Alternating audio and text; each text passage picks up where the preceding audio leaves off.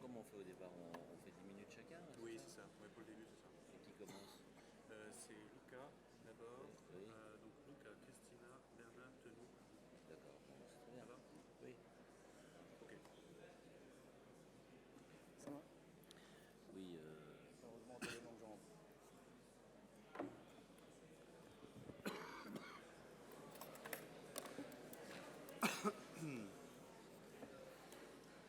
C'est la répartition entre présidence et institut, elle est purement historique. Oui. Et liée à l'histoire. Donc voilà, c'est tout. C'est que les élèves sont bien développés dans certaines zones géographiques et les cours bien développés dessus français. Mais moi, je ferai quelque chose. Hein. Ah oui, non, je pense que Bon, c'est que le voisin signale. Le problème, c'est de trouver de l'argent. C'est pour ça. de toute façon, les instituts culturels, les instituts français sont obligés. Je pense qu'il y a... Mais c'est une erreur. Oui, d'accord. Ils sont branchés. Oui, Je pense qu'il faut appuyer là. Bon, on est parti. On dira Laurent.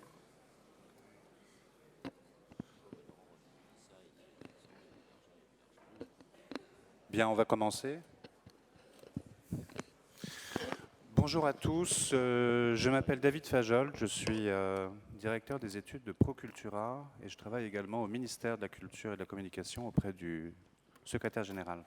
Alors juste un mot sur ce qu'est Procultura, c'est un nouveau think tank qui a été créé et qui est présidé par Daniel Génicaud, qui est dédié aux politiques publiques dans les domaines de la culture, des médias et des industries culturelles, avec une forte priorité donnée aux mises en perspective européennes de ces problématiques. Alors on est très heureux de s'être associé à Europa Nova et au Mouvement des Européens pour cette 5e édition des États généraux de l'Europe. Alors pourquoi aujourd'hui une plénière consacrée à la culture? Je vais juste dire quelques mots d'introduction. La première raison, c'est que la circulation des œuvres et des artistes en Europe a très largement précédé dans notre histoire les dynamiques des institutions. Ça, c'est une évidence qui est toujours bonne, je crois, à rappeler. D'où la propension peut-être aussi de nos représentants politiques à souligner son caractère fondamental, le caractère fondamental de la culture pour le projet européen et à convoquer, si besoin, les mânes des pères fondateurs dans des citations apocryphes. Je pense à, si c'était à recommencer, ce serait par la culture qui est très souvent utilisée sur ce type de sujet. Pour autant, même si on rappelle à l'envi le caractère fondamental de la dimension culturelle du projet européen, force est de constater qu'il est souvent le parent pauvre de nos politiques communautaires pour des raisons de subsidiarité, de prérogatives donc des États membres et de compétences d'appui au sein de la Commission. Mais il se trouve qu'actuellement, ce parent pauvre donc, du projet européen retrouve en quelque sorte une certaine vivacité.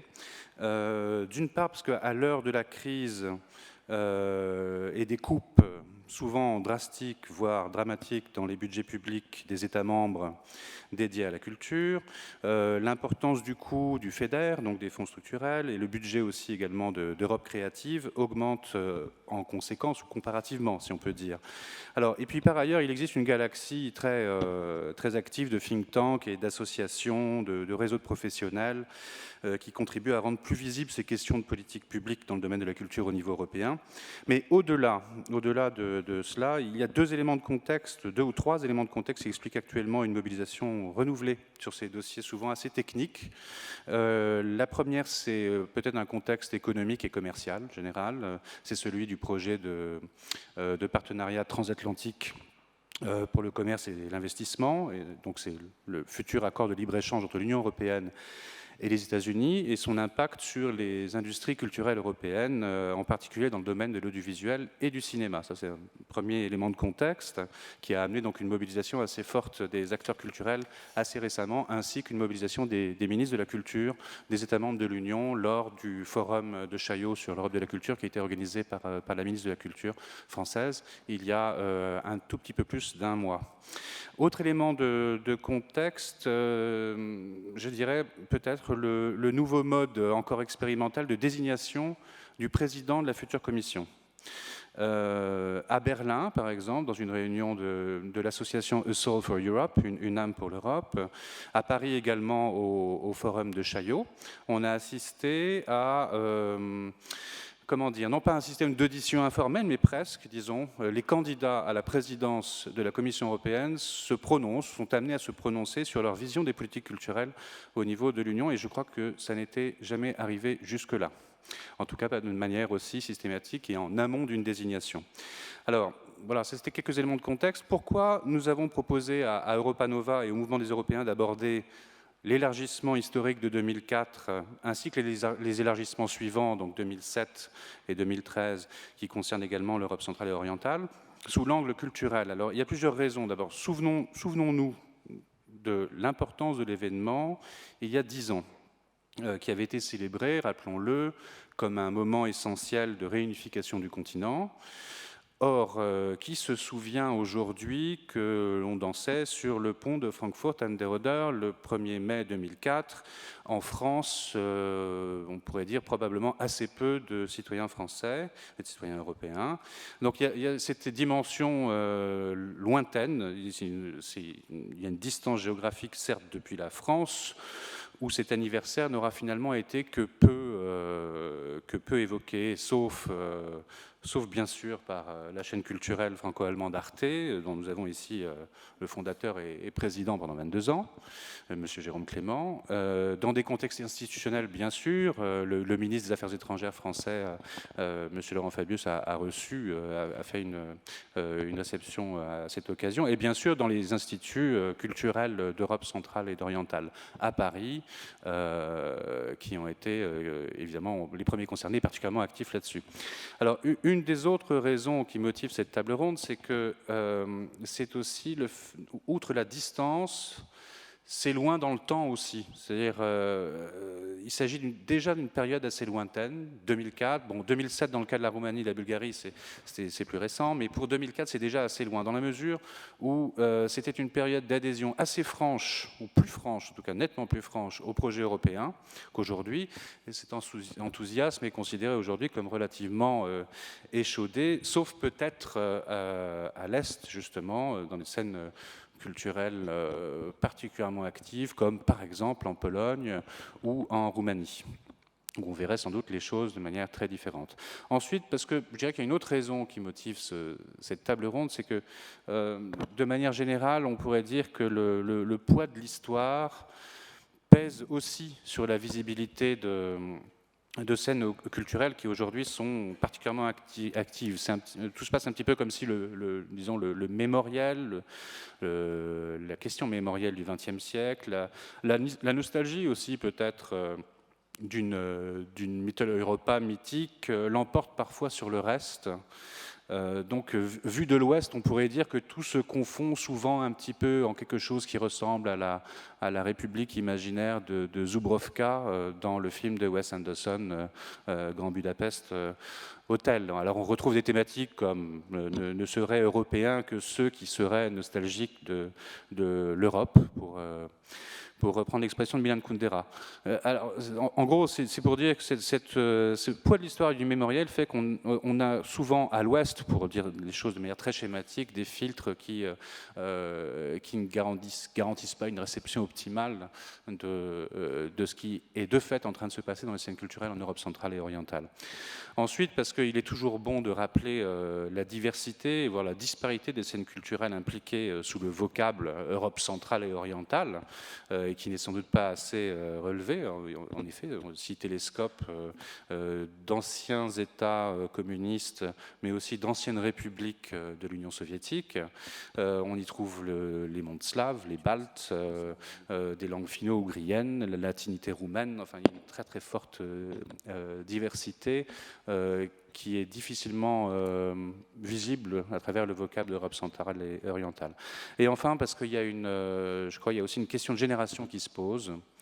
Le combat contre le communisme s'efface devant des citoyens européens, une génération de citoyens européens et donc aussi de créateurs et d'artistes qui ont vécu adultes toujours ou presque toujours dans un monde de l'après-chute du mur, ce qui change quand même progressivement la donne. Alors, y a-t-il un avant et un après cette intégration, cette adhésion à l'Union européenne? Est-ce que les engouements qui ont précédé les adhésions sont retombés? Il y a eu une phase de curiosité très forte et puis des initiatives institutionnelles qui ont donné une visibilité forte aux scènes culturelles d'Europe centrale et orientale au début des années 2000. Où est-ce qu'on en est aujourd'hui? Est-ce que c'est complètement retombé? Mais peut-être est-ce retombé presque pour de bonnes raisons. On pourrait dire qu'il y a quelque chose comme une banalisation finalement bénéfique au profit d'un rééquilibrage dans ce qui était à l'origine une relation dissymétrique. Et puis aussi, est-ce que ces vecteurs d'une meilleure connaissance de l'autre et de nous-mêmes que sont ce qu'on appelle les œuvres de l'esprit, le cinéma, la littérature, la danse, le théâtre, les arts plastiques par exemple, est-ce que ces œuvres circulent mieux aujourd'hui en Europe? Est-ce que les dynamiques de diffusion des œuvres, de traduction ont évolué? Voilà quelques-unes des questions qu'on aimerait poser aujourd'hui. Je tiens tout d'abord, je le fais tout de suite, comme ça nous laissera aussi du temps pour la discussion. Je tiens évidemment à remercier au nom de Procultura nos partenaires d'Europa Nova, donc Guillaume Clossat, François Vlamin, Kanissa Mesjoud en particulier, le Mouvement européen France, Jean-Marie Cavada, Dominika Rutkowska et Véronique Antoinette, Jean Materne aussi de Gallimard, qui est l'éditeur de Christina Todt et de Tenou Nepalou, l'Institut hongrois également, et notamment Balázs Ablongi, son directeur, et Francisca Dédé. Tous nous ont permis d'inviter 5 intervenants pour discuter de ces thématiques dans une table ronde qui, de fait, est assez éclectique, et je pense qu'il est bon de s'en revendiquer, car l'objectif n'était pas d'être représentatif, mais de pouvoir disposer de focus spécifiques dans des environnements culturels très variés. Voilà, alors je présente rapidement les intervenants dans l'ordre alphabétique, comme ça il n'y aura pas de... Jérôme Clément, donc vous êtes actuellement, entre autres casquettes, président du théâtre du Châtelet à Paris. Vous avez été directeur et président d'Arte France pendant, je crois, 22 ans, si je ne me trompe. Donc vous êtes un des acteurs culturels majeurs en France, mais aussi au niveau des dynamiques européennes. Bernard Fèvre-Darcier, vous êtes actuellement président des Biennales de Lyon et de Metz en Seine. Là aussi, parmi de multiples casquettes, vous êtes aussi vice-président du Théâtre de la Ville à Paris. Et vous aviez été directeur du théâtre et des spectacles au ministère de la Culture et de la Communication, et on vous connaît aussi et surtout comme ancien directeur du Festival d'Avignon. Alors, dans le cas des 2 intervenants français, je tiens à préciser que ce n'est pas au titre de grands Manitou, de très grands Manitou de la culture que vous êtes présents ici, mais parce que vous allez nous en parler justement, vous avez été particulièrement impliqué dans la dynamique, les dynamiques de coopération culturelle qui se sont jouées avant, pendant et après l'élargissement historique de 2004. Luca Niculescu, vous êtes rédacteur en chef de Radio France Internationale Roumanie à Bucarest, où vous êtes également correspondant du journal Libération. Tenou Onepalou, qu'on connaît aussi sous d'autres pseudonymes, dont celui d'Émile Todeux. Vous êtes romancier et poète estonien. Vous êtes aussi traducteur, un traducteur très important de littérature française en Estonie. Et vous aviez également été directeur de l'Institut estonien à Paris en 2001, c'est-à-dire 2 ou 2 ans et demi avant l'élargissement de 2004. Christina Toth, vous êtes également poétesse et romancière. Vous venez de Hongrie. Vous êtes un des grands noms de la littérature hongroise aujourd'hui. Vous avez été lauréate du prix Attila Iosef et vous êtes également une traductrice majeure de poésie française contemporaine, notamment. Et vous venez tout récemment de publier un roman chez Gallimard qui s'appelle Code Barre, que je ne peux que vous inciter tous à lire au plus vite. Voilà. De manière totalement arbitraire, je vais passer la parole à Luca Niculescu. On aurait pu commencer autrement, mais on va commencer peut-être par la Roumanie. Alors, Luca, une question peut-être très générale, mais juste pour ouvrir un peu le débat. Est-ce qu'il y a quelque chose comme un avant et après 1er janvier 2007, puisque dans le cas de la Roumanie, l'adhésion s'est jouée en 2007, pour les scènes culturelles roumaines? Voilà. Oui, merci beaucoup. C'est vrai que la Roumanie est rentrée plus tard dans l'Union européenne. Merci de nous avoir invités plus tôt pour célébrer les 10 ans de l'adhésion. C'est vrai qu'il y a un avant et un après, il y a un grand avant et un grand après. Avant, c'était plus calme. Maintenant, c'est un peu plus chaotique. Avant le 1er janvier 2007, toutes les énergies du pays étaient concentrées sur ce seul objectif, l'adhésion à l'Union européenne. Et après, dès que le 1er janvier 2007 est intervenu, les énergies se sont déchaînées dans une querelle politique interne qui ne se termine pas depuis 7 ans et qui a un impact assez fort sur les politiques, sur la culture et les politiques culturelles. Pour vous donner quelques exemples, un espace de 2 ans, ces 2 dernières années, la Roumanie a changé pas moins de 5 ministres de la culture. Donc il est difficile d'avoir une politique cohérente alors qu'il y a tellement de changements. La Roumanie a aussi connu une crise politique, une crise économique profonde, ce qui fait que le budget de la culture a été amputé d'environ 40%. Il n'était déjà pas très grand, il représentait 0,7 du PIB, maintenant il est 0,4, et pour vous donner un chiffre, ça représente 120 millions d'euros. 120 millions d'euros pour un pays de 20 millions d'habitants comme la Roumanie, ça représente comme le budget d'une radio comme Radio France Internationale pour une année. Donc ce n'est pas du tout beaucoup. Le budget en France doit être 300 fois plus grand, j'imagine. Donc ça pour dire que c'est assez difficile de faire des politiques culturelles quand on change souvent les ministres et qu'on n'a pas de budget. Je parlais il y a quelques jours avec le ministre roumain de la Culture, qui est un Roumain, mais hongrois, d'origine hongroise et de la communauté hongroise de Roumanie, et qui disait que en fait, son budget arrive, donc il a de l'argent pour terminer le mois de juillet. Heureusement, il est aussi vice-premier ministre, donc il va demander une rectification budgétaire afin de pouvoir clore l'année comme il faut. Donc voilà, ça c'est pour les choses qui vont pas très bien. Il y a quand même beaucoup de changements positifs. Il faut dire que les premières années après l'adhésion, il y a eu une énorme ouverture de l'espace de l'Ouest envers la Roumanie. Dans la littérature, par exemple, on a eu, les 3-4 premières années, on a eu pas moins de 200 titres qui ont été traduits du roumain dans les langues de l'Europe de l'Ouest. Et ça, c'est en partie grâce aux politiques culturelles et aux fonds qui ont été mis à disposition par l'Union européenne, mais ce succès n'aurait pas été possible sans une réelle ouverture des marchés comme le marché allemand, comme le marché français, comme le marché britannique. Le cinéma roumain, j'imagine que vous le connaissez, il a contribué en grande partie au succès de la Roumanie sur les marchés culturels occidentaux. Le numéro des films produits n'est pas très important, entre 10 et 15 par an tout au plus, mais il y a beaucoup de prix pour les festivals, dans les festivals importants, et ces livres et les films ont ouvert l'appétit pour la découverte.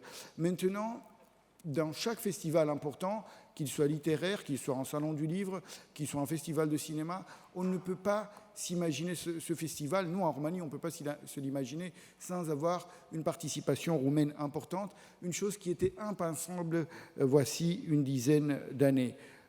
Et voilà, c'est un paradoxe parce que d'un côté, le budget baisse et la participation roumaine est importante. Enfin, pour terminer cette première prise de parole, il faut dire que la crise qui a frappé la Roumanie, mais aussi l'Europe, a aidé aussi à la coopération entre les instituts culturels qui sont présents en Roumanie. Tous ces instituts, qu'il s'agisse de Goethe Institut, de l'Institut français, de British Council ou des Polonais, voire les Tchèques, ont dû restreindre leur activité en raison des coupes budgétaires. Donc, ce qui les a plus ou moins obligés à travailler ensemble pour faire des projets communs. Donc, on a évité les doublons, on a fait des projets qui ont bien marché en collaboration avec les institutions roumaines, ce qui a aidé aussi à décomplexer les auteurs et les artistes roumains qui avaient, c'est vrai, une sorte de complexe vis-à-vis de tout ce qui venait de l'Ouest. Donc, maintenant, on peut dire que toute la scène culturelle roumaine, qu'il s'agisse des acteurs étrangers ou roumains, travaillent ensemble, beaucoup mieux par rapport à il y a quelques années, et ça, c'est un succès de l'Europe. Alors, justement, en termes de visibilité des acteurs culturels roumains, je pensais au fait que la Roumanie, terre de cinéma, terre à Palme d'Or aussi, est particulièrement présente sur le débat qu'on a rapidement évoqué tout à l'heure de l'exception culturelle dans le cadre du futur accord de libre-échange avec les États-Unis. Alors, je pense notamment à la mobilisation de cinéastes comme Radu Mihaileanu. Est-ce qu'il y a eu un débat à Bucarest assez fort sur ces questions? Il y a eu plus qu'un débat, il y a eu une polémique, et cette polémique s'est parfois déroulée dans les coulisses, donc je ne peux pas tout raconter, mais je vais quand même raconter d'une manière anecdotique. Radu Mihaileanu avec Costa Gavras et Cristian Mungiu, le Roumain qui a eu la Palme d'Or il y a quelques années, sont allés voir Barroso, je pense, c'était au mois de mai-juin dernier, pour lui parler de l'exception culturelle. Alors que la Roumanie, officiellement, n'avait pas encore pris de position sur l'exception culturelle. Parce que dans l'administration roumaine, il y avait une forte polémique entre les principaux responsables. La Roumanie, comme d'autres pays de l'Europe de l'Est qui ont rejoint l'Union européenne, sont des pays qui sont assez proches des États-Unis d'un plan de politique. Donc il y avait certains gens de l'administration qui disaient non, il faut qu'on soit du côté des États-Unis. Et puis il y avait d'autres qui ont aidé par ces cinéastes et qui ont dit attendez, si on est de ce point de vue, si on est du côté des États-Unis, on va être ridicule. Parce que si le cinéma roumain existe actuellement en Europe et dans le monde, c'est grâce à l'exception culturelle, c'est grâce au Festival de Cannes. C'est au Festival de Cannes que la Roumanie a eu les premiers prix. Donc cette fois-ci, la raison a eu raison et la Roumanie a signé la lettre initiée par la ministre française de la Culture. Juste avant de passer la parole à Christina, je voulais vous poser une question, alors là plus adressée au rédacteur en chef de RFI Roumanie. Je crois donc dans les dernières années, la BBC et Deutsche Welle se sont retirés du paysage radiophonique à Bucarest. RFI, par contre, de son côté, a des scores très importants d'audience. Comment vous voyez la dynamique bénéfique du coup à RFI, mais un peu de repli sur soi ou de moindre visibilité de la voix des autres dans les paysages radiophoniques ou médiatiques d'une manière générale en Europe et en Roumanie en particulier? Les radios que vous avez mentionnées se sont retirées, pas seulement de la Roumanie, mais de toute l'Europe de l'Est, en pensant, il y a quelques années, voilà, ces pays sont maintenant démocratiques, il n'y a aucun besoin d'avoir des radios étrangères dans un pays comme la Roumanie. RFI, Radio France Internationale, est resté. Il y a une grosse filiale de RFI en Roumanie et qui marche très bien. Nous avons des résultats d'audience très, très, très bons, vraiment. Mais là, la limite de leur démarche, c'est que ces radios représentaient quand même une vraie valeur ajoutée par rapport à un paysage médiatique qui est loin d'être exemplaire, qu'il s'agisse de la Roumanie, de la Bulgarie ou de la Hongrie. Donc où il y a quand même encore des problèmes dans les médias, et il y a beaucoup d'intrusions de la part de la politique dans les médias. Donc ce qui fait qu'une radio comme la nôtre, qui est un garant d'une information indépendante, objective, et un vecteur de la francophonie dans le pays le plus francophone de l'Europe de l'Est, alors qu'elle a toujours eu des résultats d'audience assez constants et bons. Maintenant, l'audience a explosé, aussi parce que les autres se sont retirés, mais aussi parce que le paysage médiatique roumain n'est pas encore parfait. Et bon, en raison de la crise, les médias se sont affaiblis encore plus. Merci, je crois qu'on aura sans doute l'occasion de revenir sur ces questions tout à l'heure, notamment quand on parlera d'Arte avec Jérôme Clément.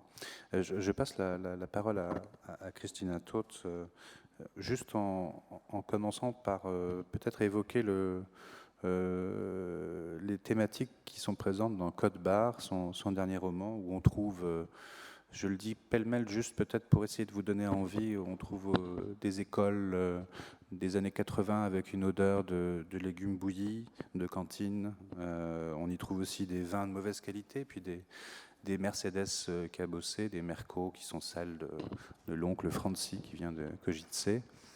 On y trouve aussi des ratatouilles réussies, et puis une porte de garage qui est très importante. Des odeurs de fromage en France aussi, beaucoup, puisqu'il est question de la France dans ce roman. Et puis des bureaux d'immigration et des fouilles d'aéroports. Et puis au milieu de tout ça, il est question à un moment donné d'une adolescente qui, à Budapest, se retrouve confrontée à la visite d'une correspondante américaine qui a un appareil dentaire absolument désastreux, mais qui représente potentiellement une rivale. Et si je me souviens bien, elle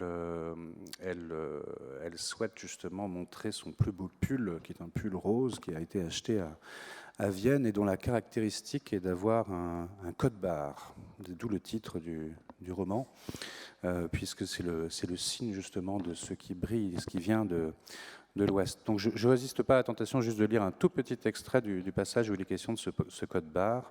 Les adultes étaient pareils aux enfants en la matière, ils manipulaient avec une piété et un respect particulier tout objet venu de l'Ouest.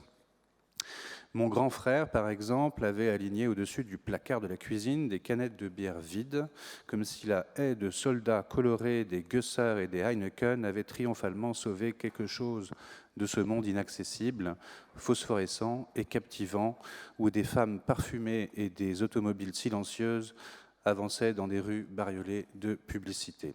L'indice que les choses venaient de l'Ouest, c'était le code barre. Les petites stries noires revêtaient d'une puissance d'attraction magique jusqu'aux affaires les plus dépourvues d'intérêt, car le code les intronisait messagères d'un autre monde essentiellement inapprochable, ressortissantes d'un monde où l'on enveloppait les objets dans des boîtes et des emballages lumineux et les corps humains dans de moelleuses étoffes.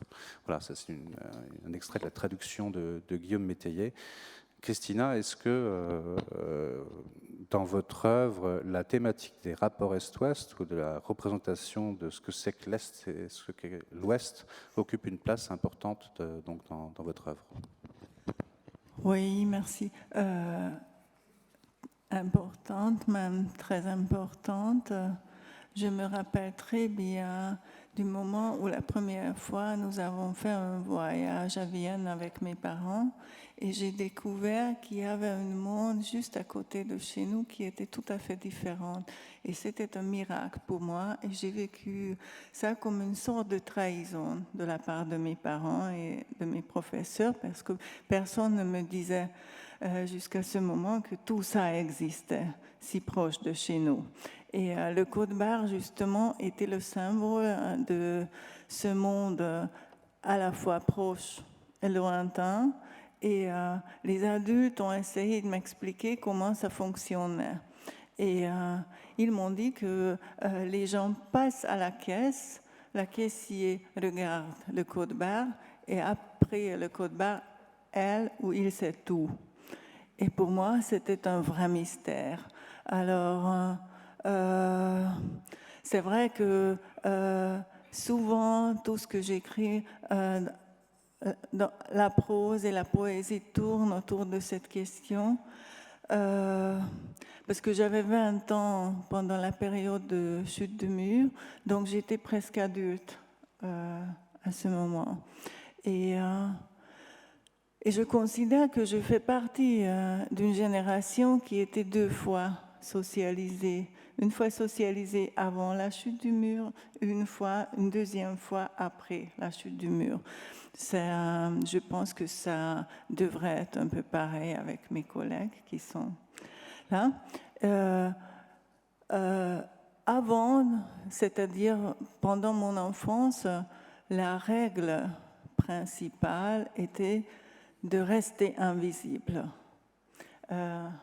Et après la chute du mur, nous avons dû apprendre des nouvelles méthodes d'approche et de se faire valoir d'une autre manière. Et ce n'était pas toujours évident parce que toutes les coulisses ont changé. Mais je dirais que les réflexes étaient plus résistants. Et c'était en 2003 qu'on m'a invité à faire une lecture à Berlin, une lecture des traductions allemandes, de mes œuvres qui étaient traduites en allemande. Et il y avait un grand public dans la salle. Et j'ai regardé les gens avant la lecture et je me suis rendu compte que je peux distinguer des gens de Berlin de l'Ouest et des gens de Berlin de l'Est. Et c'était en 2003. Et j'ai commencé à réfléchir et je me suis dit que c'est peut-être une tâche pour un écrivain de trouver en quoi consiste cette différence. Pourquoi les gens qui ont vécu à l'autre côté d'une ville sont si différents alors qu'ils sont habillés à la même façon. Mais il y a quelque chose qui est resté dans les visages, quelque chose qui a marqué les corps. Et c'était le moment où j'ai commencé à réfléchir et à écrire les histoires de Code Barre parce que je voulais comprendre cette différence, comprendre ce qui est incrusté dans la vie de ces gens. Et à l'époque, j'avais 35 ans et je pensais aussi que c'est peut-être le moment d'écrire quelque chose sans nostalgie. Parce qu'après un certain temps, on a tendance à devenir nostalgique et de se dire que, bon, peut-être ce n'était pas si mauvais que ça, il y avait quand même des bonnes choses. Et j'ai pensé que non, il ne faut pas être nostalgique, il faut écrire les histoires telles qu'elles étaient et être plus objective et le plus sobre possible, sans aucune nostalgie. Voilà. Christina, vous disiez toutes les coulisses ont changé, mais il y a peut-être une chose qui n'a pas changé, c'est le caractère extrêmement spécifique de la langue hongroise dans le paysage littéraire européen. Alors, j'avais envie de vous poser une question qui concerne en fait le marché éditorial et le marché de la traduction. Est-ce que vous, qui êtes une des auteurs hongroises les plus lues à l'extérieur de la Hongrie, est-ce que le succès de vos romans à l'étranger dépend d'un passage, par exemple, par un éditeur allemand ou français? Mais là, en l'occurrence, je crois que c'est plutôt du côté allemand. Autrement dit, est-ce qu'il faut d'abord que vous soyez reconnu par le marché éditorial allemand avant de pouvoir être, par exemple, lue, traduite en Pologne ou ailleurs, par exemple? C'est une question intéressante parce que il y a 30 ans, 40 ans, la porte d'entrée pour les écrivains hongrois dans la littérature universelle était la traduction française et la langue française. Et les intellectuels hongrois, au début du XXe siècle, étaient des francophiles et des francophones qui traduisaient presque simultanément des œuvres majeures de la littérature française. Comme les petites langues en général, le hongrois aussi une langue très accueillante et la plupart des auteurs, des écrivains, des poètes sont traducteurs en même temps. Et cette tendance a changé. Et justement, après la chute du mur, la porte d'entrée pour la littérature universelle est devenue la langue allemande et la traduction allemande. Et ce qui est encore plus intéressant que les éditeurs hongrois traduisent souvent les auteurs des pays voisins après leur publication dans des grandes langues. C'est-à-dire on tourne plus vers le domaine d'édition des grandes langues et on fait plus attention aux auteurs qui sont publiés là-bas qu'aux auteurs qui ont déjà une réputation dans les pays voisins. Et j'ai beaucoup réfléchi pour comprendre à quoi ça dû. Je vous dis un petit exemple. Pendant 5 ans, j'ai participé à la sélection des projets de traduction à la Commission européenne. Et il y a une règle pour les experts. On ne traite jamais des dossiers venant de notre pays original. On traite des dossiers venant des autres pays. Et en regardant les dossiers, j'ai toujours noté la langue originale et la langue cible. Et j'ai fait une statistique personnelle pendant les 5 ans pour voir comment ça fonctionne. Et le résultat que j'ai vu, bien sûr, c'est un résultat partiel parce que je ne peux voir qu'une partie des traductions, mais le résultat était étonnant quand même parce que j'ai pu voir que les pays d'Europe centrale se traduisent très peu entre eux. Et ils utilisent les subventions européennes données pour les projets de traduction pour traduire des auteurs des grandes langues et les intégrer dans leur littérature nationale. Et ça fonctionne très peu dans la direction contraire. Et en même temps, ils se traduisent, comme j'ai dit, ils se traduisent très peu entre eux. Donc, j'ai pensé qu'il faudrait peut-être trouver une manière de susciter l'intérêt des grandes maisons d'édition des grandes langues pour éditer des auteurs des petits pays et à la fois susciter l'intérêt des petites langues de traduire des langues voisines. Merci. Justement, sur des questions de traduction et de visibilité des œuvres, Bernard Fèvre-Darcier, vous aviez lancé, je crois, en 98 ou en 2000, une initiative qui s'appelait Théorème, qui ciblait particulièrement les scènes théâtrales d'Europe centrale et orientale. Est-ce que vous pouvez nous en parler? Oui, parce qu'effectivement, autant la littérature donc, peut bénéficier de la traduction, autant pour faire circuler le théâtre dans toute l'Europe, la chose est un peu plus difficile, parce que l'essentiel, ce n'est pas évidemment de transformer la langue des acteurs, et obliger des acteurs roumains, slovaques ou tchèques à jouer en anglais, comme ça se passe parfois d'ailleurs au Festival d'Édimbourg, mais au contraire de respecter la langue originelle, qui puisse d'ailleurs mettre en valeur des auteurs de ces pays. Et la circulation maintenant des œuvres théâtrales est bien meilleure, c'est bien amélioré en 20 ans, et l'élargissement en 2004 a été un accélérateur sur ce plan, au point qu'on peut dire que la partie a été gagnée et que ces œuvres-là ont circulé et circulent maintenant avec une plus grande intensité.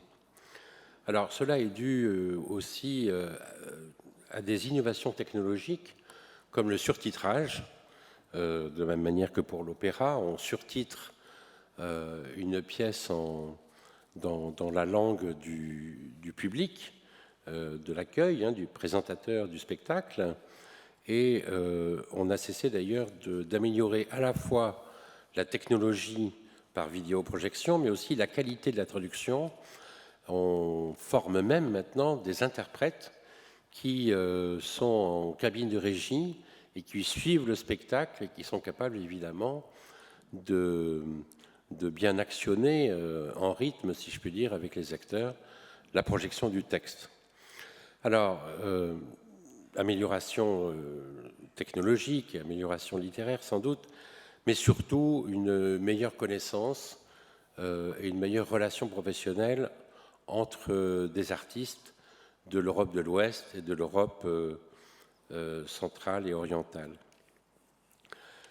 Effectivement, dans les années 98, donc 10 ans après la chute du mur, le changement de ces régimes, tout le monde s'est aperçu que le financement public du théâtre et de la danse, enfin du spectacle vivant en général, dans ces pays dits de l'Est, rencontrait une situation très difficile parce que il y avait une crise des finances publiques, une baisse souvent du budget des ministères de la Culture et une difficulté pour les nouvelles générations qui continuaient d'ailleurs à être excellemment formées dans des écoles de théâtre et de mise en scène de grande qualité, sur des études assez longues, et même, je dirais, des écoles encore supérieures dans leur qualité à celles de France ou d'Angleterre.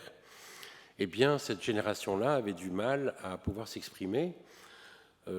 Souvent, les autorités renvoyaient cette jeune génération à la recherche de financement privé, notamment de sponsors qui pratiquement n'existaient pas.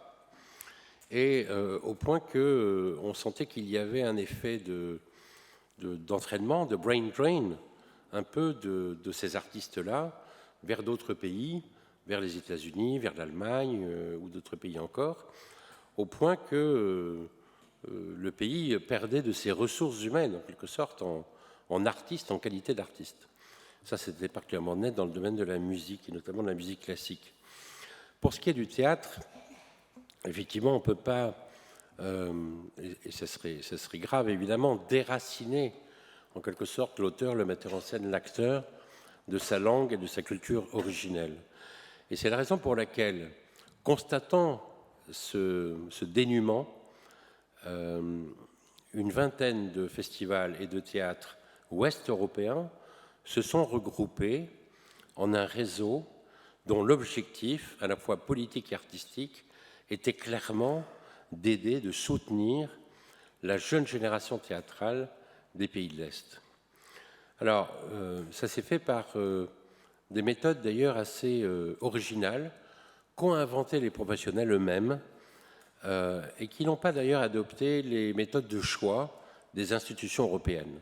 Alors certes, l'institution européenne a soutenu ce projet qui s'appelait Théorème et qui a duré pendant 6 ans, de l'an 2000 à 2006, mais heureusement, les professionnels ont en quelque sorte amélioré les choses.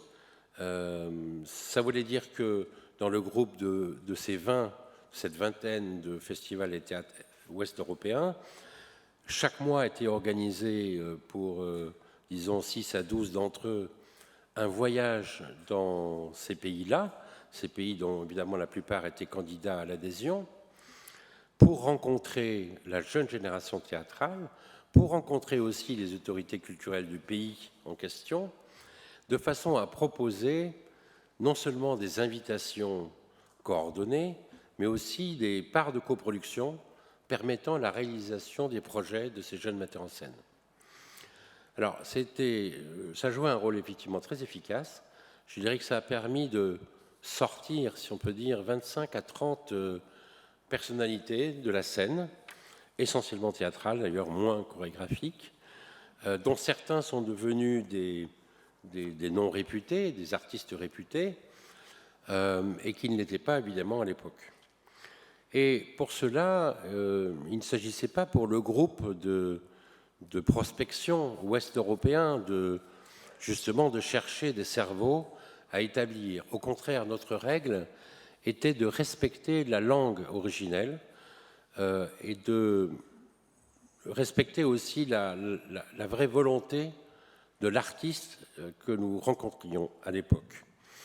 Autrement dit, vous savez, avant le programme Culture 2000, il y avait un programme d'aide culturelle qui s'appelait Kaléidoscope et qui avait un inconvénient, elle provoquait une sorte d'artificialité dans la construction de projets scéniques européens communs. C'est-à-dire que pour bénéficier d'une aide européenne, il fallait organiser une sorte de melting pot, de plum pudding, d'une collaboration d'artistes où, par exemple, l'auteur pouvait être britannique, le scénographe italien, le metteur en scène français, des acteurs allemands. Enfin, il fallait une espèce de mélange comme ça, de nationalité. Bon, ça a été pratiqué parfois avec succès, mais le plus souvent avec grande difficulté. Or, ce n'était pas ça, évidemment, auquel pouvaient s'attendre des metteurs en scène polonais, hongrois, tchèques ou lituaniens. C'était au contraire de pouvoir monter ce qu'ils voulaient avec leurs acteurs, avec leurs auteurs, avec leurs collaborateurs artistiques. Et par conséquent, le groupe Théorème recevait une subvention modeste d'ailleurs de la Commission européenne, mais ensuite la transformait en quelque sorte. Et dès que deux d'entre nous, d'entre ces festivals, qui étaient les festivals de Londres, d'Avignon, d'Anvers, de Rome, etc., ou de Berlin, dès que deux d'entre nous se passionnaient pour un projet, eh bien, une part de coproduction était accordée à ce projet, issu du fonds que nous avions constitué avec le financement européen. Et de cette manière-là, des artistes comme Krzysztof Warlikowski, par exemple, ou Arpad Schilling, pour prendre l'exemple hongrois, ou Alvis Hermanis, ou Oskaras Korčunovas en Lituanie, ou bien d'autres encore, je ne sais pas, Jarzuna, par exemple, qui est aussi un metteur en scène polonais, et bien d'autres, ont pu être présentés, ont pu d'abord voir leur spectacle produit, et ensuite invités dans une série de grands festivals. Chaque festival gardant d'ailleurs une totale indépendance d'esprit. Il n'était pas question de constituer une sorte de petit train de wagons est-européens qui auraient circulé dans tous ces festivals-là. Chacun gardait sa liberté de programmation, parce que finalement chaque public est très différent, mais deux ou trois d'entre nous, et toujours avec des configurations différentes, pouvaient se passionner pour un projet d'un jeune metteur en scène et ainsi le réaliser. Au point que donc le groupe Théorème, son secrétariat, était assuré par le Festival d'Avignon et une documentation était rassemblée à cet effet pour permettre au réseau de bien fonctionner. Et au terme, finalement, de 2 fois 3 ans, le projet s'est arrêté. Enfin, s'est arrêté parce que la Commission européenne a expliqué que le projet avait atteint ses objectifs, qu'il n'y avait pas lieu de le poursuivre davantage, qu'il fallait faire place à d'autres projets. Et c'est vrai que les metteurs en scène que je cite sont maintenant des gens qui sont invités à la Comédie Française ou à faire une mise en scène à l'Opéra de Paris, ou qui sont naturellement invités dans les plus grands festivals d'Europe. Donc, en quelque sorte, on peut dire que le projet a atteint son objectif. Pas tout à fait cependant, parce que là, je parle d'un projet d'échange ouest-est, où on craignait évidemment une forme de néocolonialisme, on a fait place à beaucoup de scepticisme sur ce plan, mais ce qu'on aurait voulu voir se développer davantage, c'est des relations est-est, c'est-à-dire une relation entre le nord de l'Europe de l'Est et le sud de l'Europe de l'Est. de la Baltique aux Balkans, si vous voulez. Au point d'ailleurs que l'association qui gérait le projet Théorème, donc qui était abritée par le Festival d'Avignon, a été transférée sous la forme d'une fondation de droit letton et installée à Riga. Et je pense que là, il y a encore un champ d'action possible qui est de permettre justement à ces productions scéniques de mieux circuler aussi dans tout le bloc dit oriental. Vous venez de parler de Riga, j'en profite pour faire une transition comme je pourrais, avec un peu plus au nord l'Estonie. Tenou, on vous connaît sous plusieurs noms.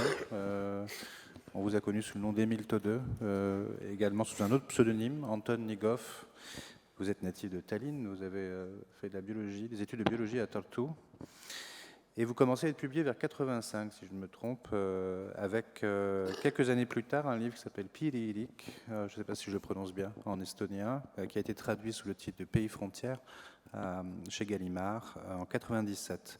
Et c'est ce roman qui vous révèle très largement au public, d'une part au public estonien et au public international, et qui vous vaut le prix littéraire de l'Assemblée de la Baltique, et qui a été traduit en 18 langues, ce qui, je crois, en fait le livre balte le plus traduit des années 90, probablement.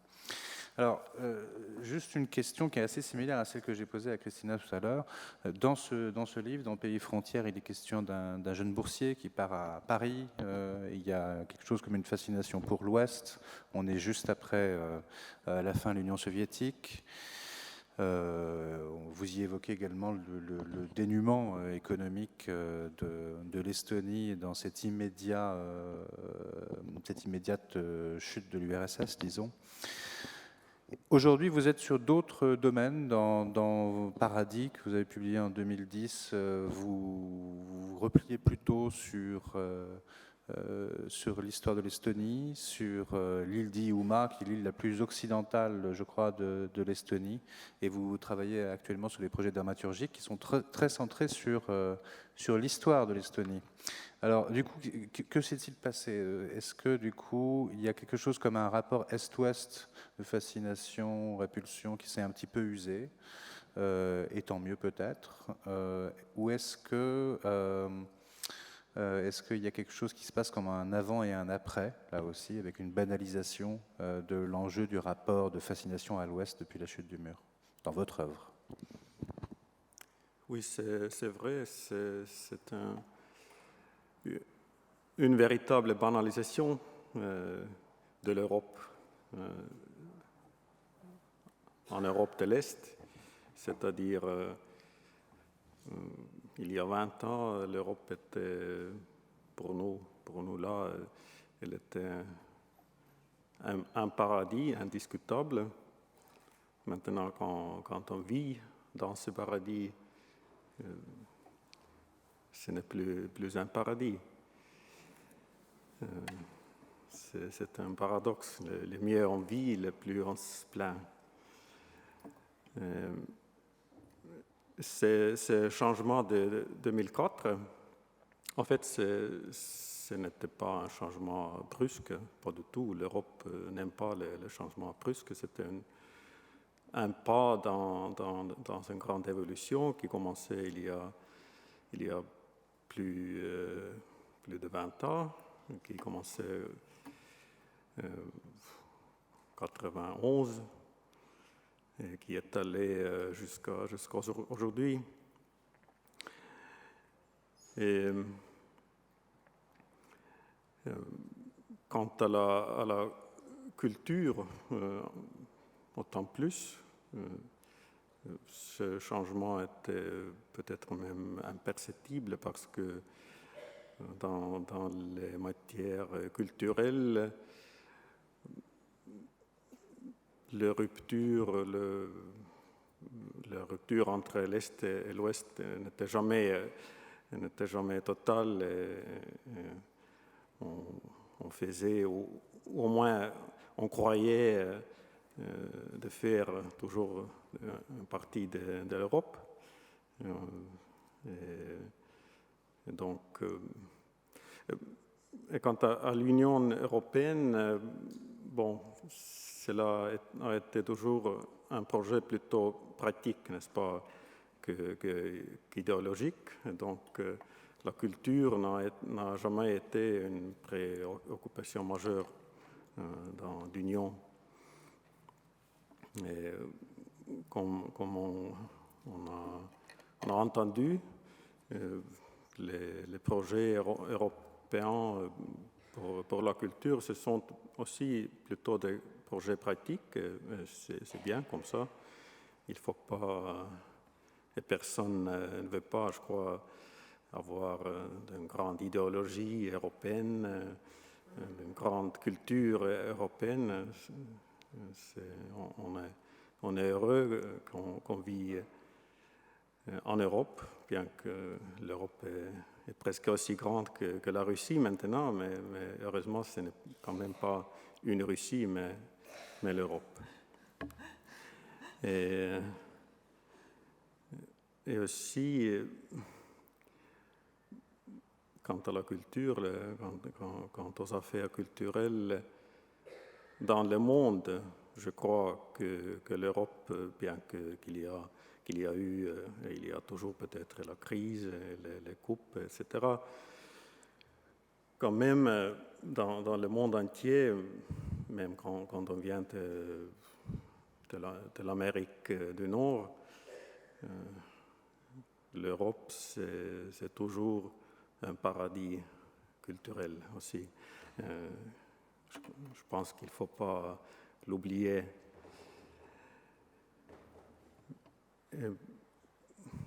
Pour moi, personnellement, il me semble que je voyageais beaucoup plus avant 2004 qu'après, parce que maintenant tout le monde ne fait que voyager. Les aéroports sont trop bondés, et donc voyager n'est plus une attirance, mais plutôt quelque chose de parfois dégoûtant. Donc, quand on pense à tout ça, il est vrai que pendant ces 20 ans, beaucoup de choses ont changé, mais heureusement, il n'y a pas eu de rupture brusque, mais c'était une évolution. Et bon, je crois qu'en Estonie, par exemple, et peut-être dans toute l'Europe, on publie aujourd'hui plus qu'on n'a jamais publié. On monte des spectacles, on fait des films, plus que jamais. Donc, ce n'est pas une question de trop peu. Parfois, c'est une question de trop. Bien que c'est un peu bizarre de parler de trop dans la culture. Est-ce qu'on peut avoir trop de livres?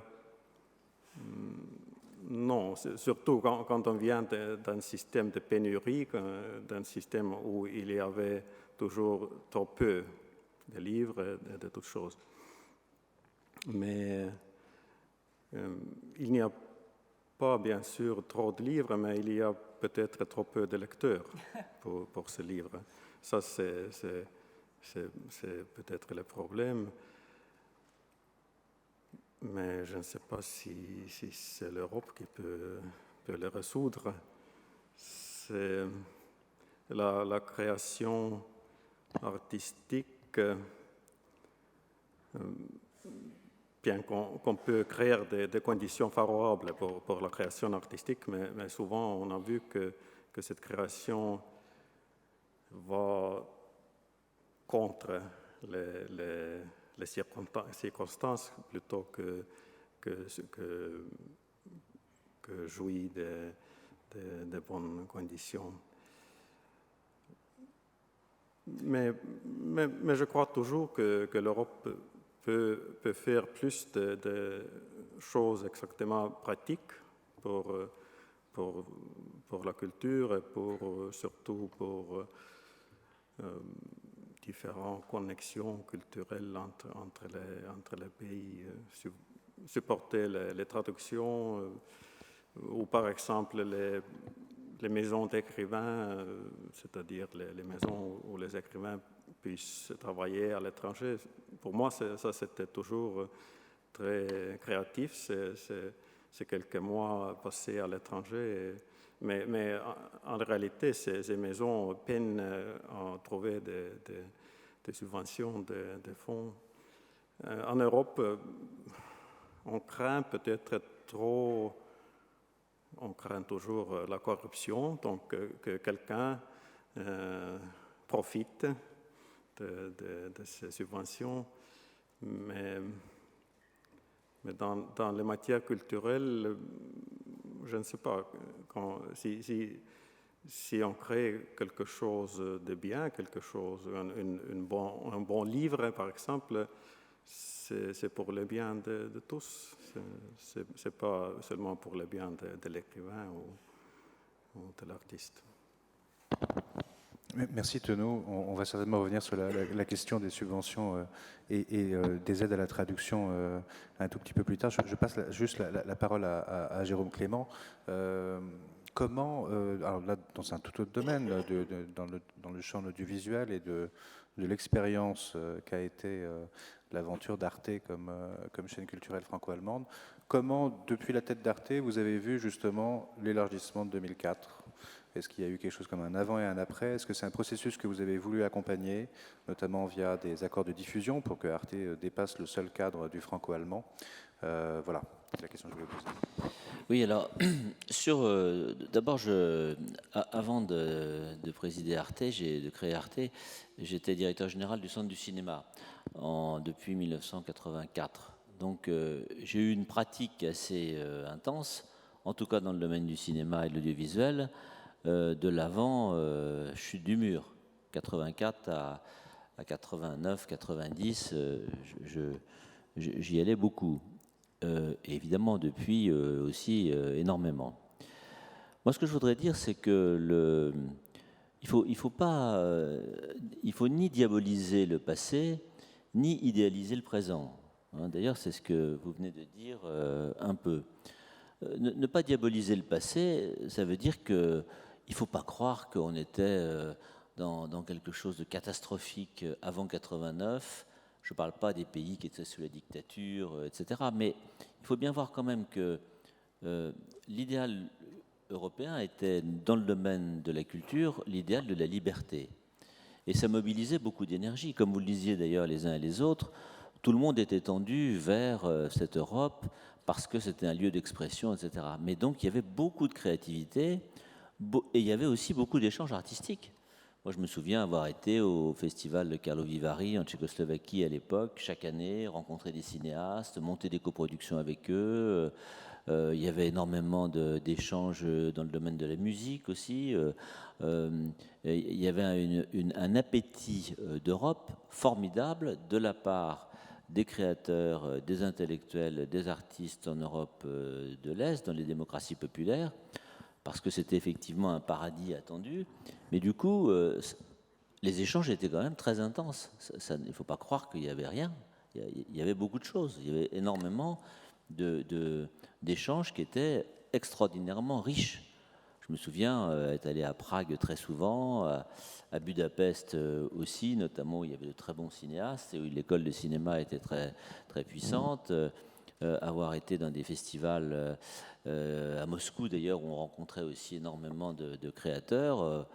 Tout ça vivait beaucoup, vivait avec la perspective de la pénurie, de la menace sur les libertés, de tout ce qu'il y avait dans des pays qui étaient soumis à des dictatures intenses comme en Roumanie par exemple. Mais il y avait quelque chose et il y avait un grand appétit de culture européenne. Moi, ma surprise a été que au moment où tous les pays sont rentrés dans l'Union européenne, ça ne s'est pas passé finalement aussi bien que ça, notamment dans le domaine culturel. Il y a eu un premier mouvement, moi je distinguerais deux périodes. Les années juste après la chute du mur et l'entrée dans l'Europe, ça a duré 2-3 ans. Alors, je me souviens, comme président d'Arte, être allé partout, en Pologne, à Prague, etc.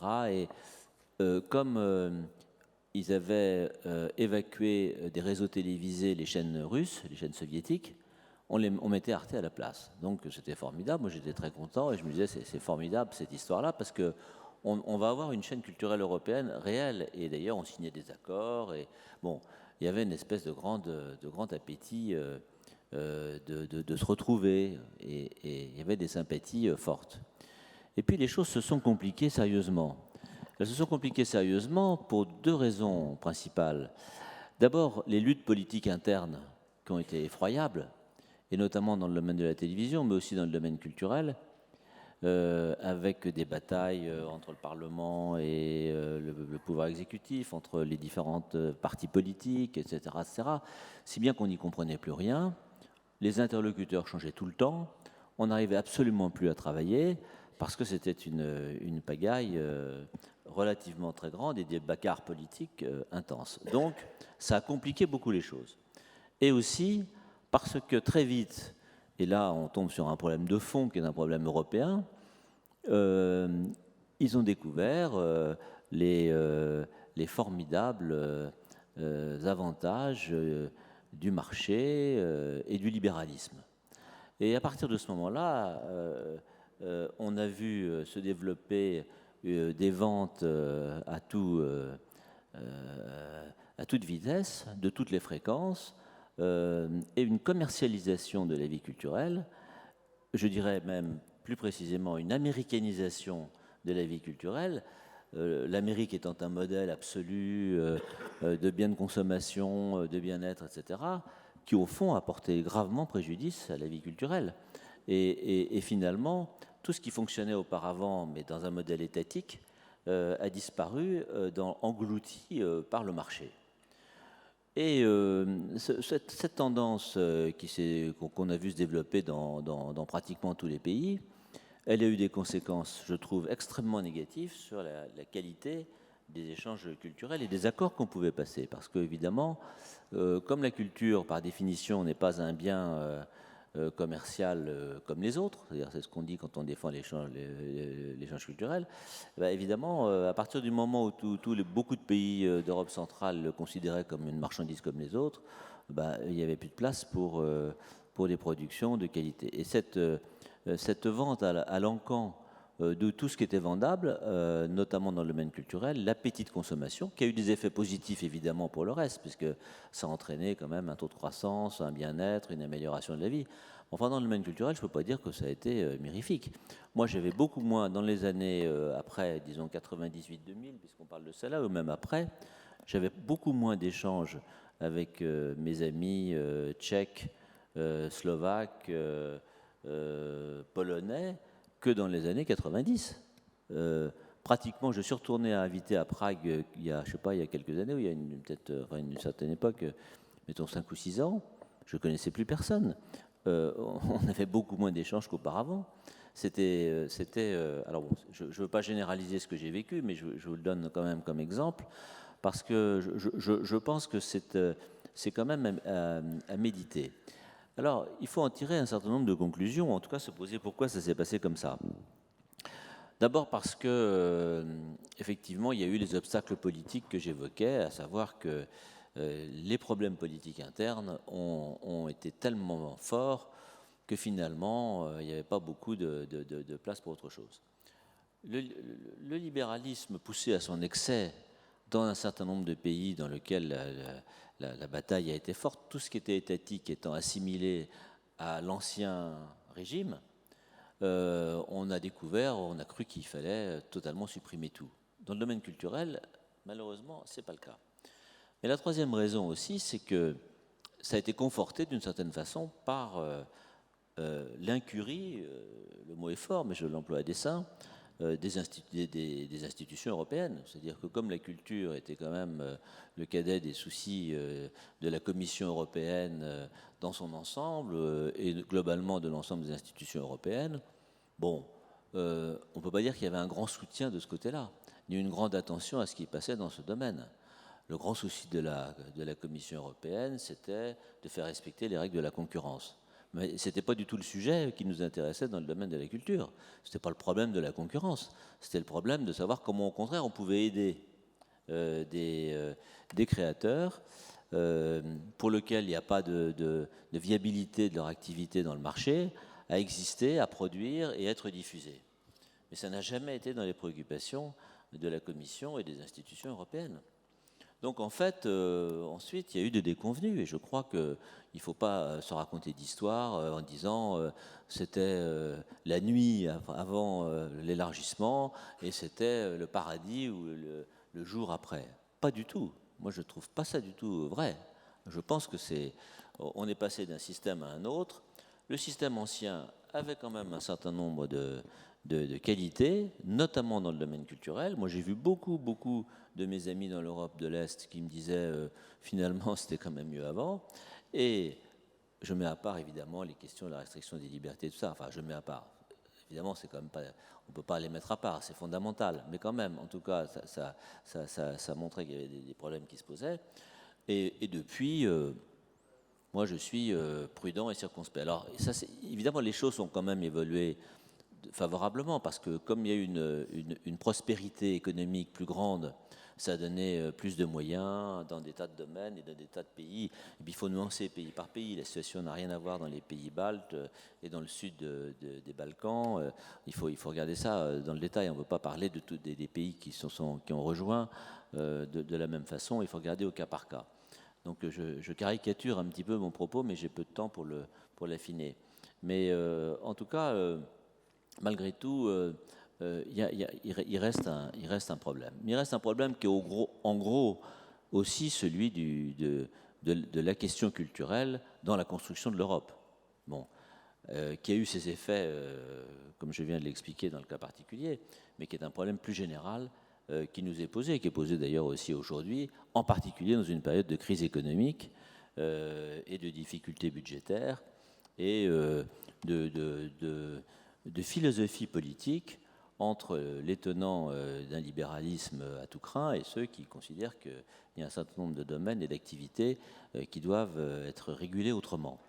Et ce débat n'est pas clos, il est posé de façon très précise. La crise, d'ailleurs, n'arrange rien pour le résoudre.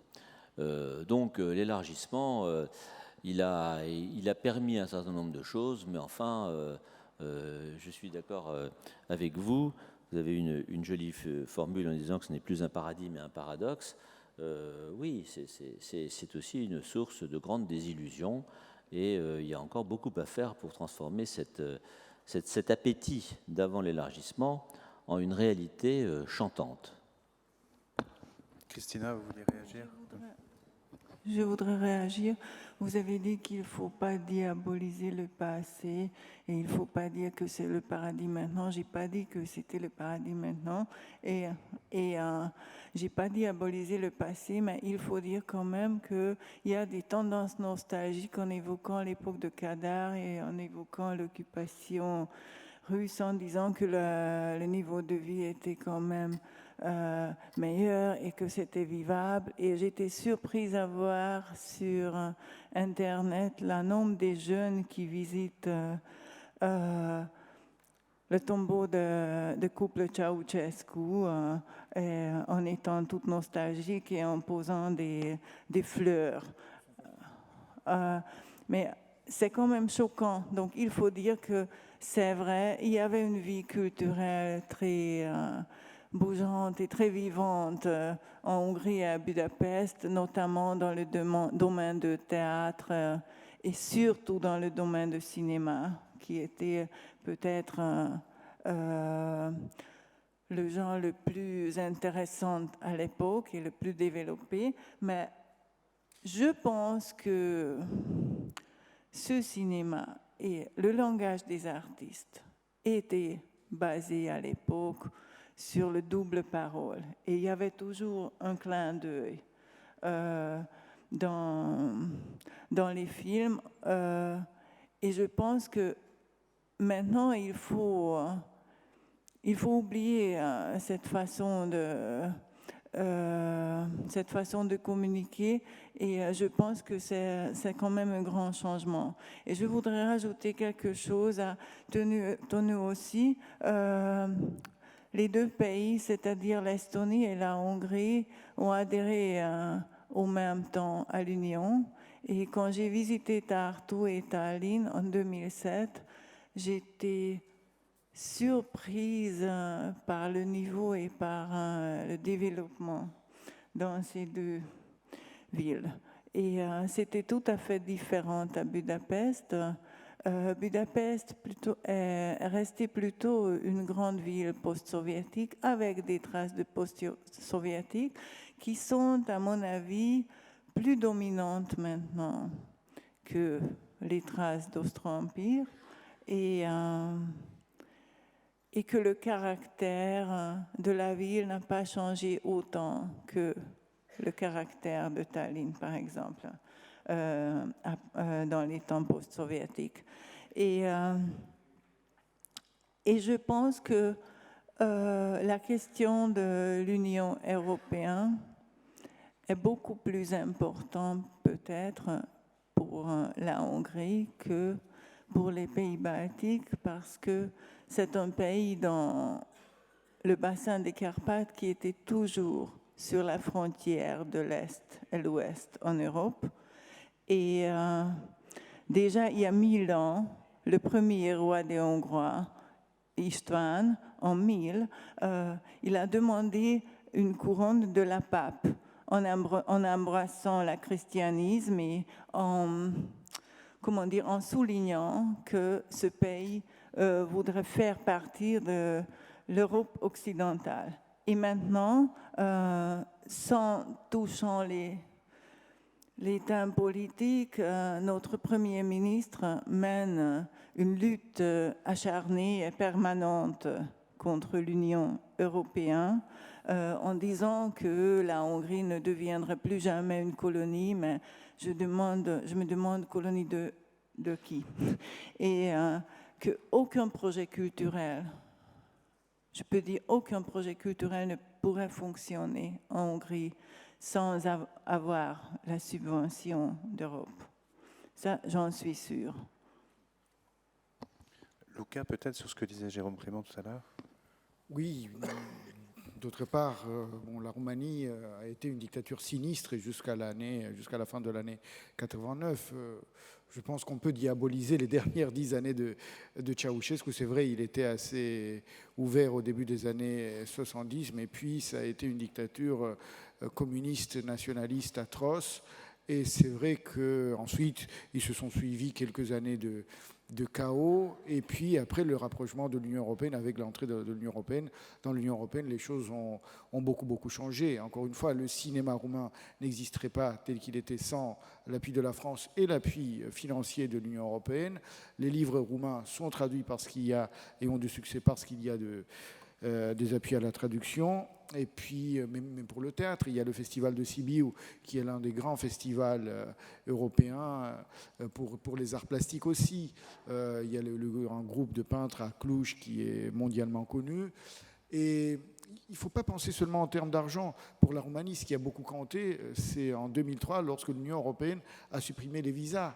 Donc avant, les Roumains ne pouvaient pas ou pouvaient très difficilement voyager. Il fallait faire des queues devant les ambassades pendant des heures pour avoir un visa. Et pour les artistes, c'était un obstacle permanent. Donc pour la Roumanie, le changement est très très important. Vous venez de parler de Sibiu. Sibiu a été capitale européenne de la culture en 2007. Et justement depuis 2007 que le label, enfin le programme des capitales européennes de la culture articule quasiment chaque année, je crois que la seule exception c'est 2008 où il y a eu 2 capitales norvégiennes en face de Liverpool, articule systématiquement une capitale à l'ouest et une capitale à l'est, entre guillemets. Donc cette année par exemple c'était Marseille et Košice. Est-ce que c'est un programme qui pense vraiment l'articulation entre ces 2 programmations où chacun tire de son côté, si j'ose dire, en faisant la promotion d'un projet sur un seul site? Autrement dit, est-ce qu'il y a quelque chose comme une articulation qui aurait été pensée, par exemple dans le cas de Sibiu, entre Sibiu et Luxembourg, entre Košice et Marseille peut-être, entre Tallinn et Turku il y a 3 ans? À l'époque, le festival Sibiu comme capitale européenne a existé surtout grâce à l'appui de Luxembourg. Donc c'est Luxembourg qui a beaucoup poussé. Bon, comme vous le savez, Sibiu est la création des colons luxembourgeois au Moyen-Âge. Donc il y a des forts liens qui se sont préservés. Et c'est, voilà, s'il n'y avait pas Luxembourg, Sibiu n'avait pas été capitale culturelle européenne. Mais ça, encore une fois, ça a dynamisé ça. Maintenant, je pense qu'il y a 5 ou 6 villes roumaines qui voudraient être capitale européenne, de Iași à Craiova. Voilà, Cluj. Bernard, peut-être sur Marseille et Košice, par exemple. En fait, c'est évidemment plutôt une bonne chose que les institutions européennes aient décidé que pour décerner le label de capitale européenne de la culture, eh bien, il y en ait 2 plutôt qu'une, donc selon un tour de rôle des États, les États donc de l'Ouest européen, les États de l'Est européen. Donc c'est plutôt une bonne chose que de ne pas oublier toutes ces villes, évidemment, qui peuvent prétendre à ce titre. Mais en revanche, la liaison qu'il faut faire à une année donnée entre 2 villes qui ne se sont pas choisies est parfaitement artificielle, parce que ce n'est pas un choix des villes. Il n'y a d'ailleurs aucune relation historique, artistique, sauf hasard heureux, comme ça a été le cas de Sibiu, et du fait de la présence de la Maison Luxembourg, très importante.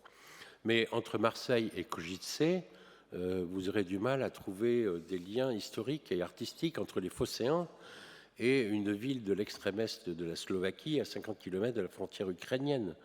Donc je me souviens que toutes les villes françaises qui avaient été candidates dès 2007-2008 pour devenir capitale européenne de la culture, concours qu'a remporté Marseille-Provence, étaient allées, avaient fait le déplacement à Košice, et ça avait été évidemment pour chacun des maires et des équipes de ces villes candidates, il y en avait 8, une découverte totale, car personne ne connaissait Košice. D'ailleurs, à l'époque, il y avait plusieurs villes candidates, sauf Bratislava, paradoxalement. Mais créer ensuite un rapport entre Marseille et Košice, c'est une absurdité, c'est simplement lié au tour de rôle des États. Et d'ailleurs, ce tour de rôle des États est absurde, parce qu'on donne à chaque État une voix, en fonction justement du principe de la souveraineté. Et par conséquent, comme maintenant l'Union européenne va compter, disons, une trentaine de membres, le tour de rôle des grands pays, comme le Royaume-Uni, l'Allemagne, l'Italie, l'Espagne, la France, n'interviendra qu'une fois tous les 15 ans. Alors que bientôt, le Luxembourg va devenir pour la 3e fois capitale européenne de la culture. Parce que qu'est-ce que vous voulez qu'on trouve au Luxembourg? Donc, on a là une sorte d'absurdité institutionnelle. C'est à peu près comme si on disait que le Parlement européen devait envoyer, quelle que soit la taille de l'État, le même nombre de députés. Donc il faudrait évidemment une pondération dans ces tours de rôle, et je ne comprends pas pourquoi maintenant le tour de la France ou d'autres grands pays doit encore attendre 15 ans. Donc la prochaine fois, ça sera en 2028. Donc il vaut mieux, et je les comprends d'ailleurs, créer une capitale nationale de la culture, comme les Britanniques l'ont fait d'ailleurs, en créant une capitale britannique de la culture tous les 4 ans. On peut très très bien aussi envisager la même initiative en France. Ce qui n'empêchera pas, alors évidemment, des relations entre villes. Et sur ce plan, plutôt que les capitales européennes de la culture, plus ou moins liées artificiellement entre une capitale de l'Ouest et une capitale de l'Est, je voudrais dire qu'il y a des relations bilatérales qui ont fait beaucoup plus que finalement les processus européens. En France, nous avons un système de saisons culturelles. Alors, ces saisons culturelles existent déjà depuis longtemps. Alors, souvent, on ne sait pas très bien pourquoi une saison culturelle a lieu à telle ou telle date, par quel miracle diplomatique, parce qu'il n'y a aucune concertation ni avec les professionnels de la culture, ni de concertation entre le ministère des Affaires étrangères et le ministère de la Culture, qui fait que tout d'un coup, on vous annonce une saison culturelle.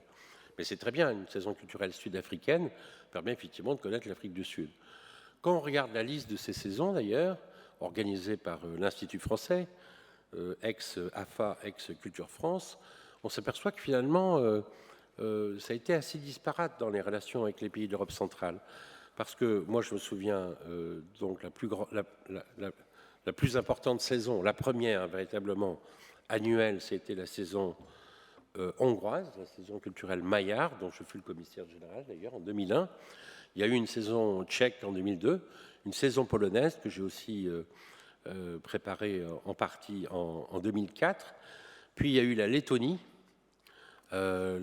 par 2 fois d'ailleurs, on ne sait pas pourquoi. Et enfin l'Estonie en 2011 et la Croatie en 2012. Mais donc, curieusement, il n'y a pas eu de saison culturelle en France de la Roumanie, la Bulgarie, la Slovaquie ou de la Lituanie. Donc vous voyez qu'il y a des trous et on ne sait absolument pas finalement qui dirige ou qui décide de ces saisons. C'est au gré d'une humeur diplomatique. Mais ces saisons étaient très utiles. Par exemple, la Hongrie à l'époque, et c'était évidemment il y a déjà longtemps, mais à une époque où le comportement de Viktor Orban n'était pas le même d'ailleurs, Hungarofest, à l'époque, organisait des saisons culturelles hongroises, non seulement en France, mais aussi en Italie, au Royaume-Uni, en Allemagne, et a fait véritablement connaître sa culture. Pendant la saison de 2001, la saison de la Hongrie en France, c'est 500 artistes qui sont venus en France. Et dans tous les domaines, des arts décoratifs à l'opéra, en passant par le théâtre, la littérature, ou bien d'autres choses encore. Et donc ça, il ne faut pas négliger ces relations bilatérales. À mon avis, elles sont plus fructueuses encore que les opérations du type capitale européenne de la culture. Je reviens juste sur les capitales, sur un exemple en 2011 pour Tenno. En 2011, c'était le tour de Tallinn et de Turku, juste en face, enfin en Finlande. Est-ce que c'était quelque chose qui a été productif comment vous l'avez vécu à ce moment-là? C'est en même temps, il y a une proximité culturelle très forte entre l'Estonie et la Finlande. Est-ce que ça faisait sens d'avoir ce doublé, ou est-ce qu'on était dans une situation, comme disait Bernard, il se trouve que le tour a fait qu'on s'est retrouvé avec Finlande et Estonie en même temps? Entre Estonie et la Finlande, c'est plutôt l'inverse. Il y a tellement de liens culturels, les langues sont similaires. Et donc, il y en a tellement que je crains que personne ne savait même pas que l'autre capitale culturelle est à l'autre côté de la Golfe de Finlande. Et aussi parce que quand une ville a ce titre, elle l'utilise au maximum pour faire sa promotion, et s'il y a encore une autre, ça ne l'intéresse pas. Donc ce jumelage est peut-être un peu artificiel, mais c'est aussi une question pratique. Il y a tellement de villes en Europe que si on a seulement un seul capitale culturelle chaque année, donc ça fait un peu trop peu. Donc je ne crois pas que ce soit trop tragique, la situation comme elle est. Finalement, ce titre de capitale culturelle, ça rapporte quand même une certaine connaissance. Il y a certainement des gens qui viennent pour ça, donc c'est pas maléfique, en tout cas. J'avais une sorte de dernière question subsidiaire pour vous cinq, puisque le temps avance, qui était liée au contexte, disons, des élections au Parlement européen, donc dans très peu de temps, et puis de la désignation d'une future commission. Qu'est-ce que, selon vous, alors j'imagine que vous allez avoir à la fois par vos champs de compétences et puis aussi votre vision des choses, des avis assez divergents et des propositions très variées, mais selon vous, qu'est-ce qu'on peut attendre dans les domaines de la culture et des médias en matière de soutien de la part des institutions européennes? Je pense notamment aux initiatives qui pourraient être prises, par exemple, par la prochaine commission. Alors peut-être dans le domaine des soutiens aux médias, Luca. Oui, dans le domaine du soutien aux médias, il y a ce qu'on attend, c'est peut-être tout d'abord de ne pas répéter les bêtises qui se sont passé ces derniers temps. Peut-être vous êtes au courant qu'il y avait un site qui s'appelait presseeurope.eu et qui représentait la traduction des papiers de toutes les langues européennes dans toutes les langues européennes et qui a été fermé du jour au lendemain parce que la Commission européenne a arrêté son financement en décembre dernier. Ça représentait une source d'information assez importante pour bien d'entre nous. Il y avait, je vais noter, il y avait 600 000 lecteurs de ce site Presse Europe. Et alors qu'on évoque le manque de débat européen et le manque de présence de l'Europe dans les médias, fermer un site qui avait pris de l'élan à quelques mois des élections européennes, ce n'était peut-être pas la chose la plus intelligente que la Commission a pu faire.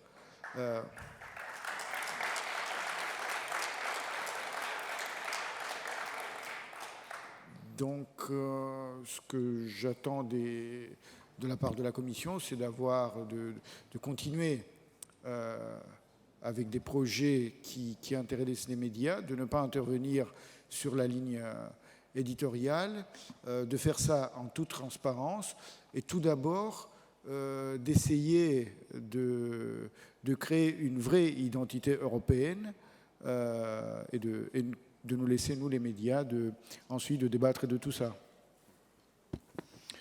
Christina, peut-être, je m'adresse à la traductrice que vous êtes et je tiens à préciser justement au passage que dans le budget d'Europe créative qui a été voté récemment, oui, dans le budget national, il y a très peu de possibilités pour soutenir la culture. Donc, j'attends aussi une continuation pour le soutien des projets culturels, notamment pour les projets de traduction et pour l'édition et pour les festivals. Et je voudrais rajouter, parce que vous avez évoqué, excusez-moi, encore la présence d'Orban et Hungarofest, que je pense que cette volonté d'Orban de quitter l'Union est plutôt un slogan pour satisfaire des voteurs d'extrême droite. Donc, je pense et je souligne encore que aucun projet culturel ne pourrait pas fonctionner en Hongrie actuellement sans avoir le soutien d'Europe. Donc, j'attends que la place de la Hongrie dans l'Union soit encore plus solide, surtout en ce moment où la Hongrie a signé des différents contrats avec Poutine. Donc, dans ce moment, j'attends que la position soit encore plus sûre, plus solide pour long terme. De nous, en Estonie, donc trop de livres et trop de subventions. Il est vrai que la politique culturelle estonienne est assez généreuse. Elle est toujours, même après la crise et les coupes. Et ces subventions sont plutôt nationales qu'européennes, surtout dans le domaine littéraire. En fait, il me semble qu'aucun livre sérieux ne paraît sans les subventions de différentes formes. Souvent, ce sont aussi les autres pays, par exemple la France, qui aident à la traduction des livres français ou les autres pays. Donc,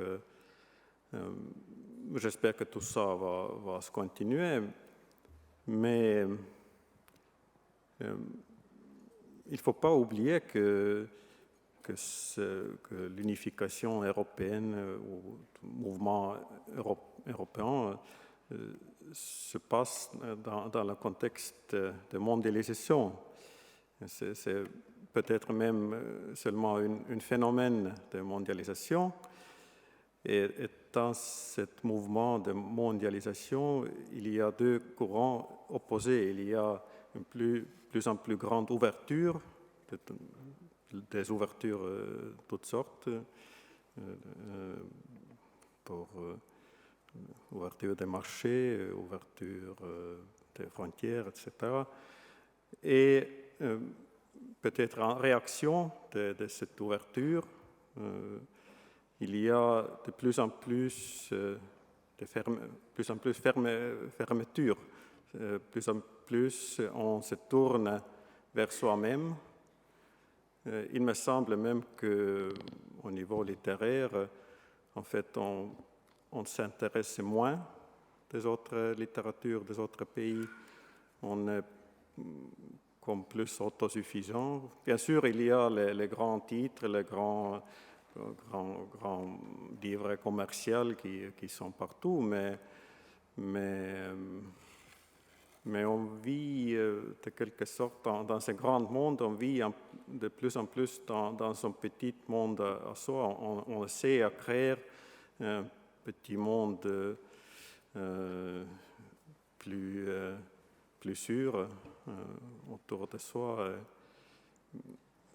Je ne sais pas quoi l'Europe peut faire contre ça. Ce sont des grands mouvements mondiaux. Merci. Jérôme Clément, vous qui êtes un critique souvent féroce des dynamiques européennes, ou de l'absence parfois de dynamique européenne, ou de prise en compte de la spécificité notamment des biens culturels dans les logiques commerciales ou dans les logiques de concurrence, est-ce qu'à votre avis, il y a quelque chose à attendre du nouveau Parlement et de la nouvelle Commission sur ce domaine-là? On voit bien aujourd'hui que la question de l'identité européenne et des identités nationales, enfin des pays qui composent, c'est une question centrale. Et que, effectivement, la mondialisation introduit un trouble, non seulement une crise économique, etc., mais perturbe beaucoup les idées de frontières, les idées d'espace et les idées d'identité.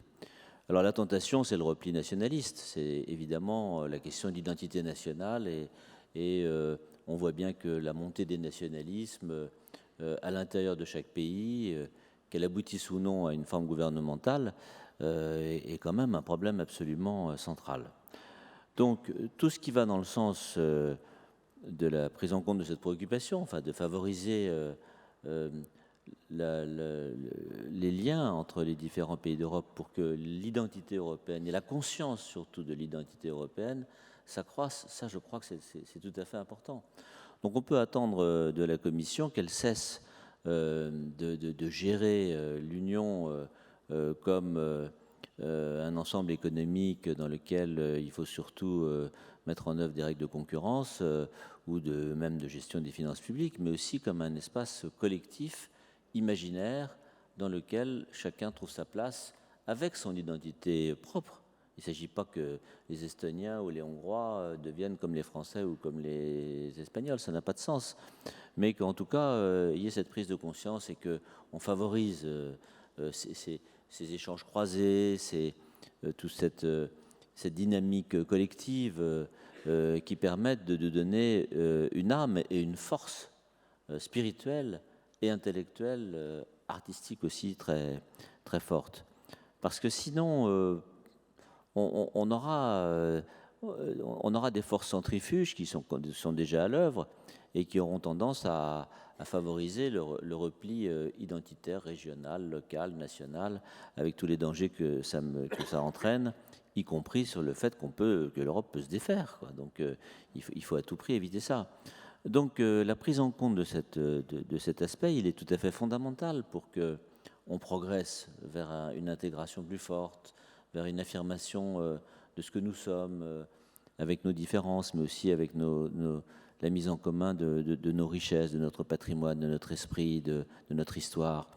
Et on s'en rend compte dès qu'on quitte l'Europe. Dès qu'on quitte l'Europe, on se sent européen. Et dès qu'on est en Europe, on ne se sent pas européen, on se sent français, estonien, etc., etc. Donc il faut arriver quand même à progresser dans ce domaine. Alors ce n'est pas facile parce que ça ne repose pas sur des recettes miracles, mais déjà si on en prend conscience et si on l'exprime politiquement, je pense qu'on progressera. Ensuite, il y a évidemment beaucoup de choses à faire, alors sur un plan technique, pour mettre tout ça en mesure. Mais ça passe déjà par le langage et par les mots, quoi. Il faut absolument là-dessus, avoir une prise de conscience de notre identité commune et qu'elle soit favorisée par les uns et les autres pour nous affirmer sur la scène mondiale et pour empêcher que ce qu'on est en train de créer là se défasse sous les pressions internes nationales trop fortes. Bernard, à vous le mot de la fin. Est-ce que vous partagez le constat de Jérôme Bien sûr, si moi j'avais un vœu à formuler pour les parlementaires à venir et la future commission, c'est que tous ceux qui s'occupent d'affaires européennes rencontrent davantage d'artistes.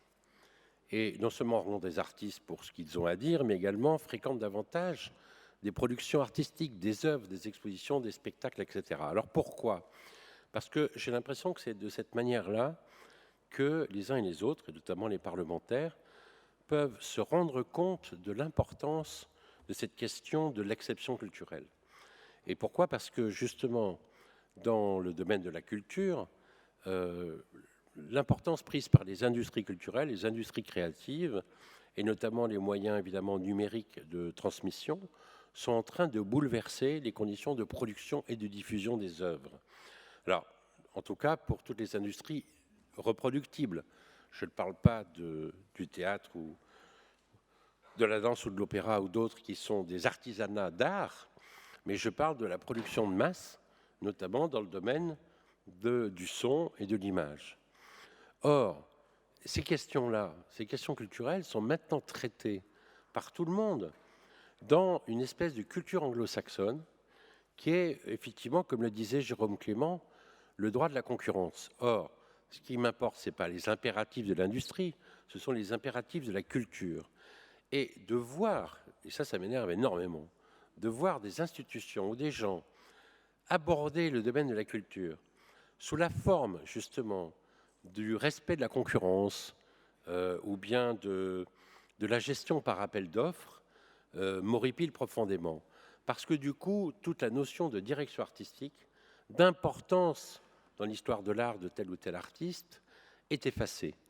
C'est à peu près comme si on disait au directeur du Festival d'Avignon, écoutez, pour votre programme, vous n'allez pas choisir, on va d'abord respecter le droit de la concurrence, donc vous définissez que vous voulez un Shakespeare dans la cour d'honneur du Palais des Papes pendant 8 représentations, et on va lancer un appel d'offres pour savoir quel Roméo et Juliette conviendrait le mieux au mieux 10 ans. Voilà, c'est à peu près ce genre de choses. Et maintenant, dans le domaine culturel, on est en train de s'absorber entre les lobbies et la gestion par appel d'offres, on est en train de pervertir complètement un raisonnement qui peut fonctionner pour la fabrication des voitures ou des éoliennes, mais certainement pas pour la fabrication des œuvres.